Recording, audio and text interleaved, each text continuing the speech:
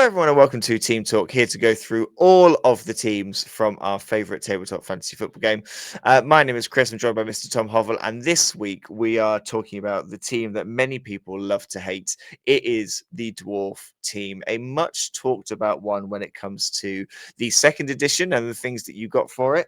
A much talked about team for the third edition as well because of the changes that have since been made. I myself haven't played dwarfs. I did have a dwarf team. I painted them all to look like Santa, and then I gave them to someone else. Tom, you have played dwarfs yourself in tournaments.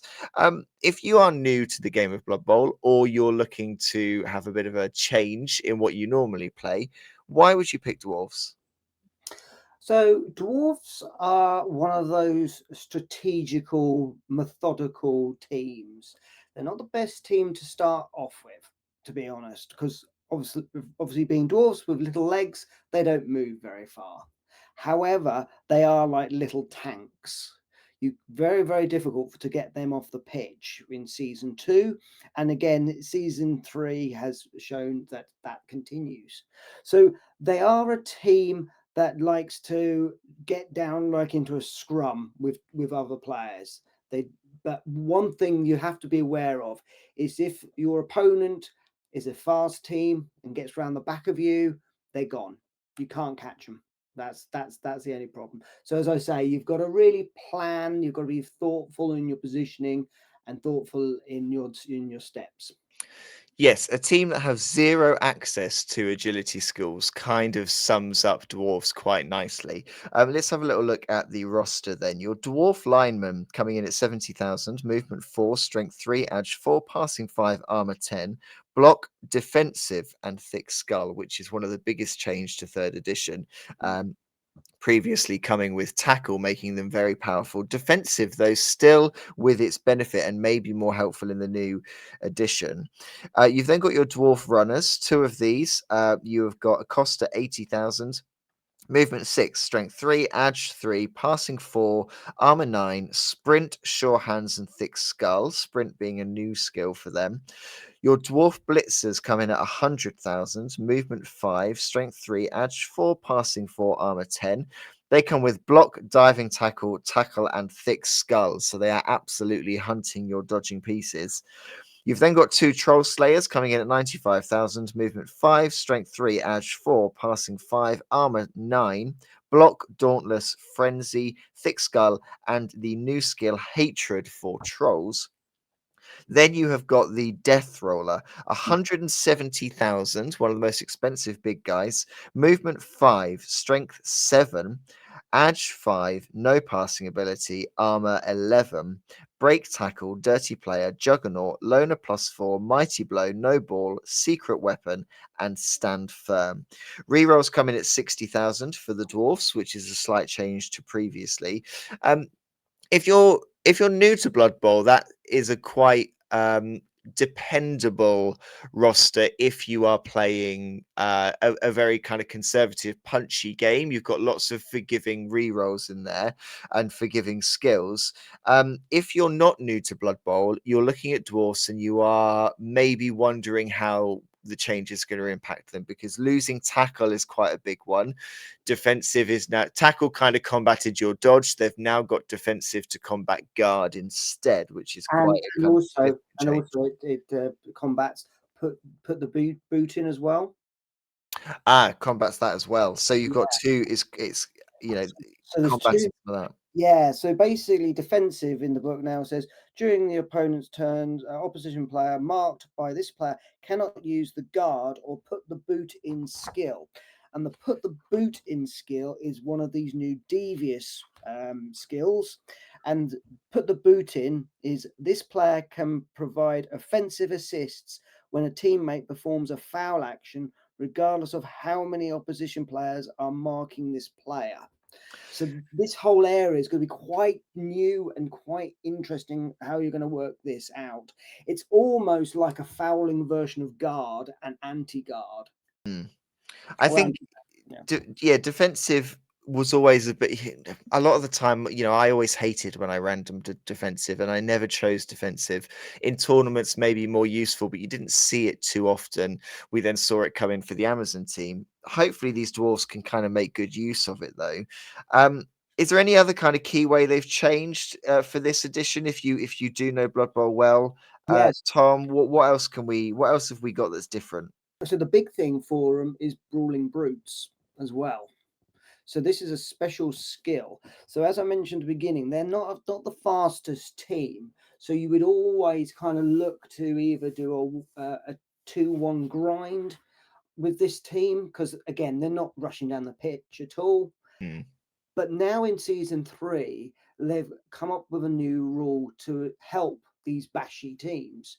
So again, for the league, if you cause casualties with your dwarfs, you get 3 SPP and only 2 SPP for touchdowns, which is the switch around for agility players. So that's a real big bonus for this team. On paper, they look a really solid startup. You've got things like the sprint. So basically, that's now a movement 9 dwarf runner, which again can give you a little bit more of a stretch. You've also got that tackle only on the blitzers, and a diving tackle, which, as you mentioned, is going to be an edge killer. That's going to be out there to hunt down your opponent's big star players. The Troll Slayer. Now, this is an interesting one because, again, not much has changed with it. Block, Dauntless, Frenzy. Dauntless, love Dauntless. It's always great just have that. But this hatred role for trolls, and the fact that trolls now, for the majority of teams, don't have loner, you're going to see a lot more trolls on the pitch, I suspect. So this player, this Troll Slayer, might get a lot more use out of that skill.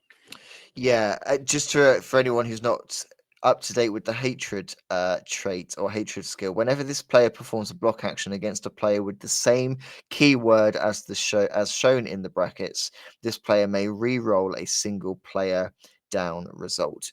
So can re-roll a skull against a troll is going to be pretty strong, particularly against trolls with the dauntless. If you fail the dauntless, you've kind of got that in your back pocket against kind of Mm. bigger positionals. What does 1 million look like then for this team? Because there is no positional in that team that is cheaper than 70,000, so they are quite expensive, Mhm. and re-rolls have gone up as well. So what can you get for 1 mil?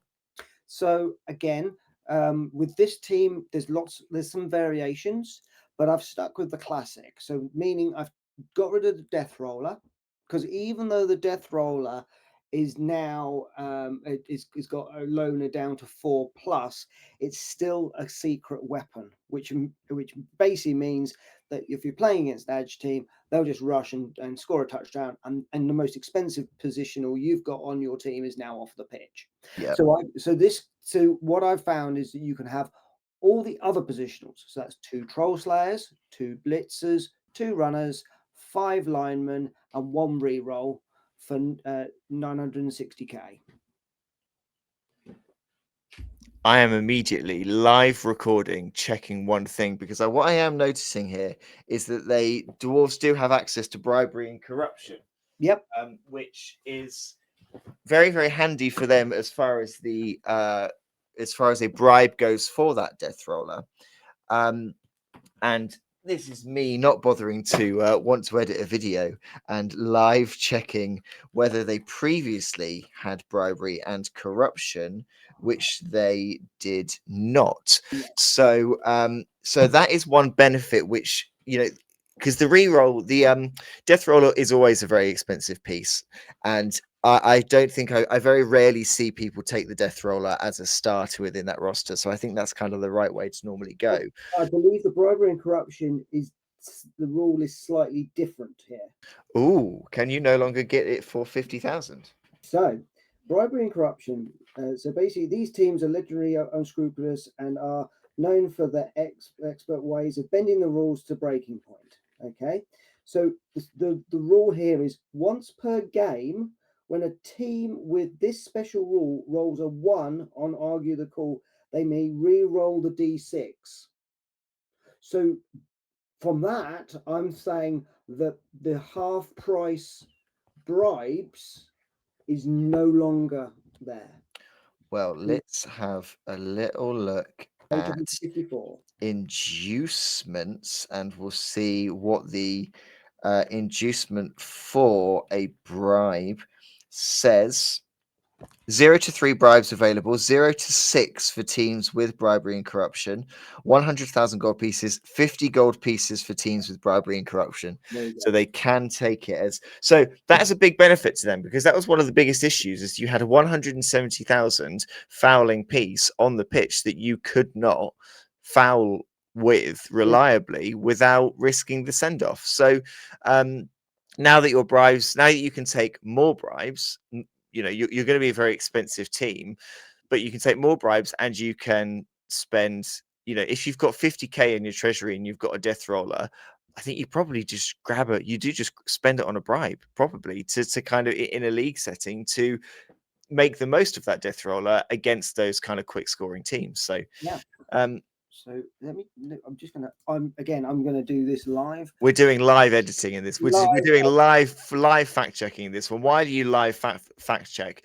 I think if you're brand new to the game and you are maybe, you know, if touchdowns aren't your thing, but you're here to punch, you are going to get the opportunity to punch a lot with dwarfs. I think if you're not new to the game, and you're looking at dwarves, I think it's very easy to see the loss of tackle as a negative thing, but I'm actually kind of staying on the positive side of it. I Mm. think with how often you see guards being chosen, particularly in tournaments, I think a team with the potential of having so much defensive on the pitch does really well to counter that, because and it also having that counter against fouling as well. I just think it is I think it is actually maybe a more useful skill than it used to be. So you could, if you wanted to, and I wouldn't recommend it. It'd just be plain silly. If you had one death roller and 10 linemen and one re-roll, you can have 2 bribes for 980k. Well, there we are. There we are. If you want a dumb build, Yeah, that's your dumb build. but you can do that for league and think if you got the the brutes with that death roller would be getting skilled up horrendously. That's true. But, and this is completely off topic, with telling people how to play with the point of this video, so we'll wrap it up shortly. I played at a tournament where I played against dwarves with ogres, and I took Carla as a star player, and I used her special skill where you can roll Dauntless and go double your opponent's strength if you succeed. So I had Carla, 1 Noblar assist, and I was temporarily strength 15 against a strength 7.